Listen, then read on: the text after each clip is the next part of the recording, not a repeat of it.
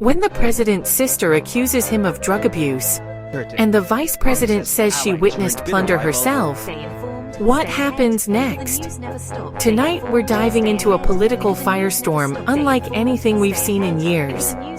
A vice president, a first family torn by allegations, and a government now pulled into a vortex of distrust, denials, and the loudest public demands for accountability in a decade. But the most alarming question tonight? If all these accusations are happening at once, what truth is about to break wide open? Stay with me. Vice President Sara Duterte has delivered one of her sharpest blows yet against President Ferdinand Marcos Jr., claiming the administration has plunged into a profound crisis of confidence. She says this crisis isn't imagined. She claims she saw why it happened. According to the vice president, the probe into the 100 billion peso budget insertions for 2025 is going nowhere.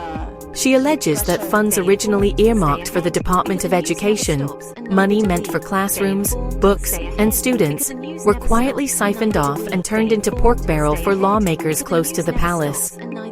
She says she witnessed this firsthand while serving as education secretary, and that Filipinos were robbed of billions. But her statement didn't end there. Duterte claims that when she stepped down from DepEd, she became a target of carefully coordinated political attacks, including impeachment moves, meant to bury the irregularities she wanted investigated. She hinted that public frustration had been simmering long before the flood control scandal exploded, especially among overseas Filipinos demanding transparency and truth. Demands she says the administration has repeatedly failed to meet. Malacanang wasted no time. Palace spokesperson Claire Castro called Duterte's statements hypocritical, arguing that those not clean should not pretend to be heroes. Castro insisted Duterte must first answer for the controversial confidential funds requested by the DepEd and the Office of the Vice President before lecturing others on accountability. Castro also pointed out that it was Marcos, not Duterte, who ordered the audit of the suspicious flood control projects dating back to 2020, suggesting the previous administration failed to act. But even before the palace could regain its footing, a shockwave hit from inside the Marcos family itself. But here's what they didn't expect.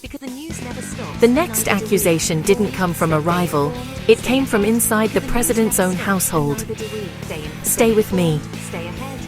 During the Iglesia ni Cristo rally in Manila, a rally meant to spotlight transparency and justice, Senator Imee Marcos stunned the crowd.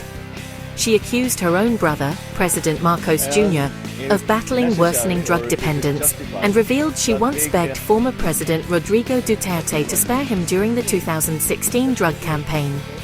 It was a political detonation, not from an enemy, not from the opposition, from family. Malacanang immediately released a negative drug test from 2021 and dismissed her claims as unfounded. But critics were quick to question the timing. Why now, and why in the middle of corruption investigations?